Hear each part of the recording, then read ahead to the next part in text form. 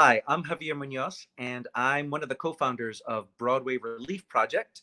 And that's a project that was begun in a collaboration with Molly Braverman at Broadway Green Alliance, Jeff Whitting of Open Jar Studios, and myself.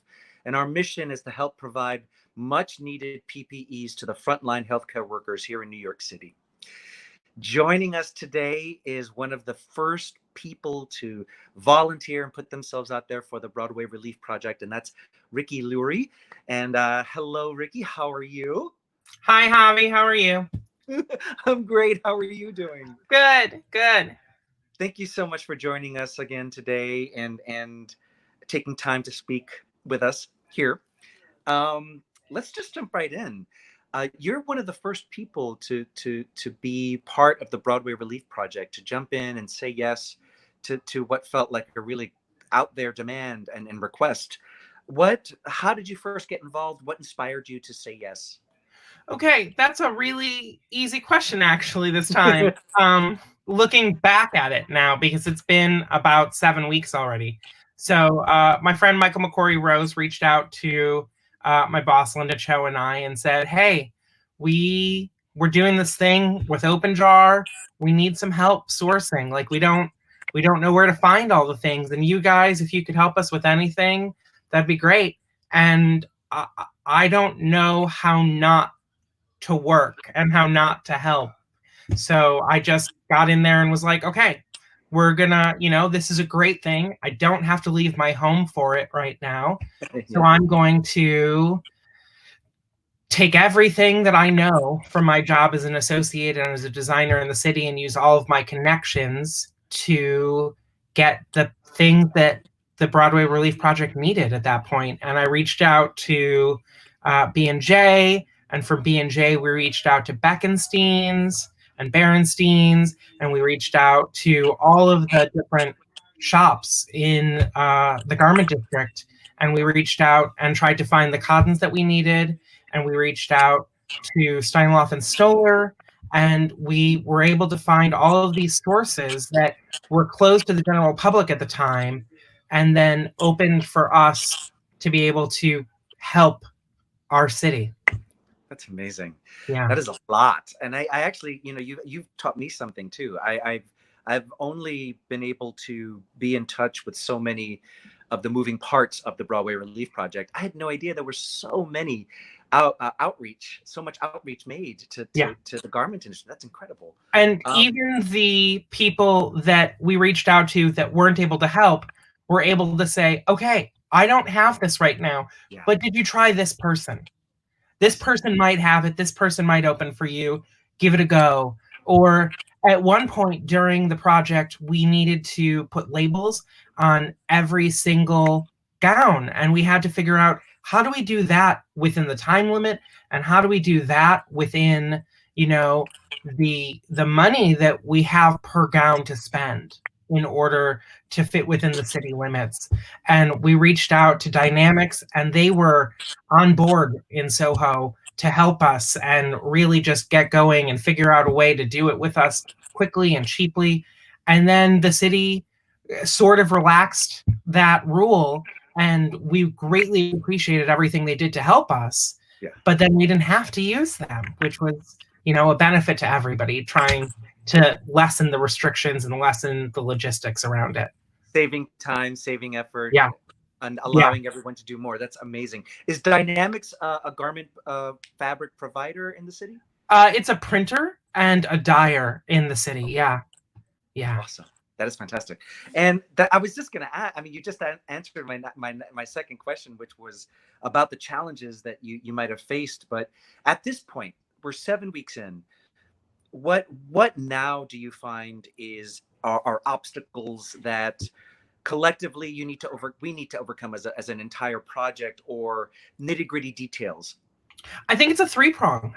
Even on Sunday, my boyfriend and I walked to the grocery store and we saw 25 people in 9 blocks not wearing masks. Yeah. So just getting the information out there to everybody that they need to be wearing face coverings, even when they're not in the stores.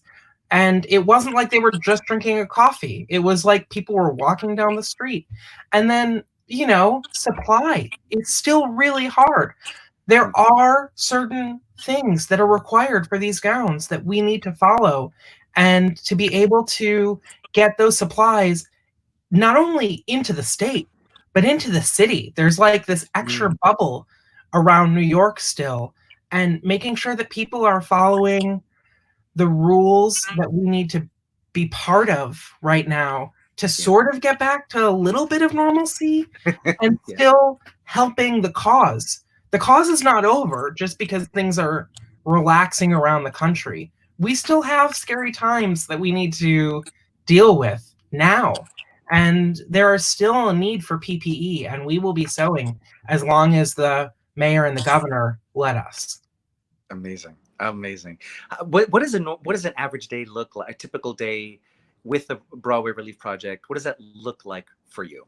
Well, actually, I've transitioned since we last spoke, and not only am I working to help find the sourcing for everything, but I've also decided that that wasn't enough. So I actually go and work at Parsons in Long Island City every day.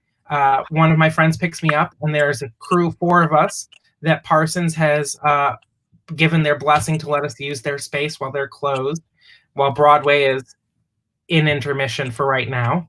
And we go there 3 days a week, and we're making 150 gowns, reusable surgical gowns every week that are washable and maintainable. And we're making disposable masks soon and disposable gowns soon, and taking whatever the city needs, and we're figuring out a way to do it. So Mondays, Tuesdays, and Thursdays from 9 to 5, you'll see me sewing now, not just helping find where the thread and the fabric comes from, but actually manufacturing. Yeah. I can't tell you. The more we do these interviews, the more I get to meet everybody and speak with people. I mean, it's already felt magnificent and pretty miraculous that we could make this thing manifest. But it's really, really inspiring. It's a beast. We had 300 stitchers that first week, and just maintaining the level of logistics around, okay, how do you cut 300 people's supplies? Right. Yes. So I helped find the cutter that would be able to get a special letter from the city that they could be open because they're an essential business. So, Quick Fuse was able to get us, Quick Fuse in the garment district is able to cut all of those gowns that we need weekly to be able to meet our minimum for the city to be able to have this project. It's incredible. It's so many moving parts. I swear, it's like the biggest effort. It's like a giant. I mean, it is a giant Broadway show without song and dance. A cast of 1,000. Yeah. So this effort, this kind of energy, this kind of work, this kind of action. Why do you think it's important, not only for you specifically, but overall, in general, right now? I'm doing it to keep my spirits up because we don't know what's coming next. But if we keep saying, it's going to, we have to keep going. It has to get better. It will get better. So if we just keep thinking like that and keep doing what we as an individual, as a family, as a community, as a city need to do to manifest that, that's why I'm doing it, because all the designers and all of the other designers that I've worked with as an associate or as a designer will know I don't like to not work. So to have this, to be able to glom onto this project that's not only beneficial mentally for me, but also, in a greater world, it helps the community. That's why I said yes, and that's why people need to keep working with the Broadway Relief Project to continue our efforts of making PPE. Oh my gosh. Thank you, Ricky. Thank you so much for taking time again today. Yeah. And it's really so inspiring to get to touch base with you and hear what's been going on. Thank you, thank you, thank you for all you've been doing. Truly. Thank you. Thank you, guys.